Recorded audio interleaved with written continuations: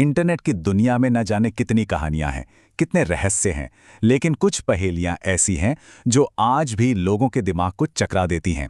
और शायद उन सब में सबसे मशहूर और सबसे अनसुलझी पहेली है सिकाडा 3301। जरा एक पल के लिए सोचिए, आप इंटरनेट पर हैं और अचानक आपके सामने एक संदेश आता है। हम कुछ बेहद बुद्धिमान लोगों की तलाश में हैं और उन्हें खोजने के लिए हमने एक टेस्ट बनाया है। सुनने में किसी फिल्म का सीन लगता है ना? खैर, एक साधारण सी दिखने वाली इमेज के साथ आए इस मैसेज ने ही इंटरनेट की सबसे मुश्किल और रहस्यमयी पहेली की शुरुआत की थी। तो चलिए इस कहानी की शुरुआत में चलते हैं। तारीख थी 4 जनवरी 2012 और जगह थी वेबसाइट 4chan। यहीं पर एक गुमनाम यूजर ने अचानक से एक तस्वीर पोस्ट की जिस पर बस एक सिकाडा यानी एक कीड़े का निशान बना हुआ था। और यहीं से बात मजेदार हो जाती है। पहला सुराग तस्वीर के ऊपर नहीं था, बल्कि तस्वीर की फाइल के अंदर छिपा था। इसके लिए एक खास तकनीक का इस्तेमाल किया गया था जिसे स्टेगनोग्राफी कहते हैं। मतलब पहेली का पहला कदम उठाने के लिए भी आपका एक आम इंसान से ज्यादा जानना जरूरी था। आपको टेक्निकल स्किल्स चाहिए थी। तो जिन लोगों के पास ये स्किल्स थीं, उन्होंने इमेज को डिकोड किया और उन्हें एक सीक्रेट वेबसाइट का लिंक मिला। पर क्या पहेली यहां खत्म हो गई? नहीं, बिल्कुल नहीं। ये तो बस पहला दरवाजा था। असली रहस्य तो अब शुरू होने वाला था। और इसके बाद जो हुआ उसने सबको चौंका दिया। ये पहेली अब सिर्फ कंप्यूटर स्क्रीन पर नहीं रही, ये असल दुनिया में आ गई और देखते ही देखते पूरी दुनिया में फैल गई। देखिए कि ये पहेली कैसे आगे बढ़ी। 4chan की उस इमेज से एक छिपा हुआ संदेश मिला।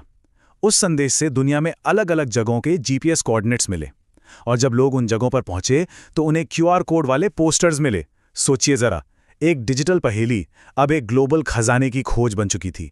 और जब हम ग्लोबल कहते हैं तो हमारा मतलब वाकई ग्लोबल है। ये पोस्टर्स सिर्फ एक दो जगह नहीं, बल्कि America, Poland, Spain, Japan, France और दक्षिण कोरिया जैसे कई देशों में पाए गए। ये एक वर्ल्ड वाइड चैलेंज बन गया था।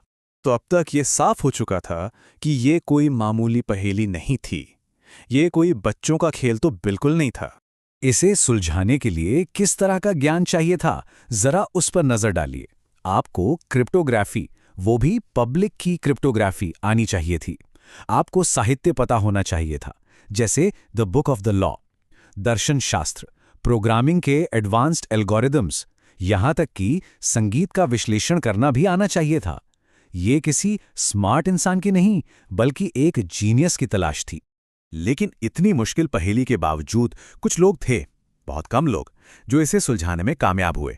वो इस पूरे लैबिरिंथ को पार करके आखिरी पड़ाव तक पहुंच गए। और जो लोग जीते, उन्हें एक प्राइवेट मैसेज मिला जिसकी शुरुआत कुछ ऐसी थी: आपने बहुत अच्छा काम किया है।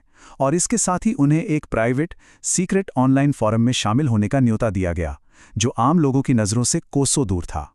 और फिर खामोशी छा गई, पूरी तरह से सन्नाटा। जो लोग जीते उन्हें उस प्राइवेट ग्रुप में ले लिया गया और वो गायब हो गए। उनके बारे में फिर कभी किसी ने कुछ नहीं सुना। और इसने एक नया और भी बड़ा रहस्य खड़ा कर दिया। उन विजेताओं का क्या हुआ? अब इंटरनेट पर लोगों का ध्यान बदल गया। अब सवाल ये नहीं था कि पहेली को कैसे हल किया जाए। अब जुनून ये था कि आखिर ये सिकाडा है कौन? तो चलिए थ्योरीज की बात करते हैं। पहली और सबसे मजबूत थ्योरी ये है कि ये सब किसी सरकारी इंटेलिजेंस एजेंसी का काम था, जैसे CIA, NSA या MI6। ये उनकी एक बहुत ही एडवांस्ड भर्ती परीक्षा थी, ताकि वो दुनिया के सबसे बेहतरीन क्रिप्टोग्राफर्स और हैकर्स को ढूंढ सकें, जिन्हें वो आम तरीकों से नहीं ढूंढ सकते थे। दूसरी थ्योरी ये है कि शायद इसके पीछे सरकार नहीं, बल्कि हैकर्स का ही कोई बहुत एलीट प्राइवेट ग्रुप था। एक ऐसा ग्रुप जो इंटरनेट की आज़ादी और प्राइवेसी जैसी बातों में यकीन रखता हो, और ये पूरी पहेली अपने जैसे नए सदस्यों को खोजने का एक अजीबोगरीब एंट्रेंस एग्जाम था। और आखिर में तीसरी थ्योरी, जो कहती है कि शायद ये दोनों ही नहीं थे। क्या हो अगर ये सब बस एक बहुत बड़ा और मजेदार खेल हो, एक सामाजिक प्रयोग जिसका बस एक ही मकसद था, ये देखना कि क्या इंटरनेट पर दुनिया के सबसे बुद्धिमान लोगों को ढूंढना मुमकिन है। बस कोई नौकरी नहीं, कोई सीक्रेट ग्रुप नहीं, ये सफर ही मंजिल थी। तो सच जो भी हो, कहानी यहीं खत्म नहीं होती। चलिए एक नजर डालते हैं कि सिकाडा की एक्टिविटी का टाइमलाइन क्या था और इसका अंत कैसे हुआ। तो देखिए, पहली पहेली 2012 में आई, फिर ठीक 1 साल बाद 2013 में एक नई पहेली जारी की गई और फिर 2014 में आखिरी ऑफिशियल पहेली पोस्ट की गई और उसके बाद कुछ नहीं। 2015 से लेकर आज तक असली सिकाडा संगठन की तरफ से पूरी तरह खामोशी है। लेकिन सिकाडा 3301 की विरासत बहुत बड़ी है। आज भी इंटरनेट पर ऐसी कम्युनिटीज़ हैं जहां हज़ारों लोग अब भी कोड को क्रैक करने की कोशिश कर रहे हैं, रिसर्च कर रहे हैं और इस पर बहस कर रहे हैं कि इसके पीछे कौन था। ये रहस्य आज भी जिंदा है। और आखिर में हम इन दो बड़े अनसुलझे सवालों के साथ रह जाते हैं। पहला, सिकाडा 3301 के पीछे असल में कौन था?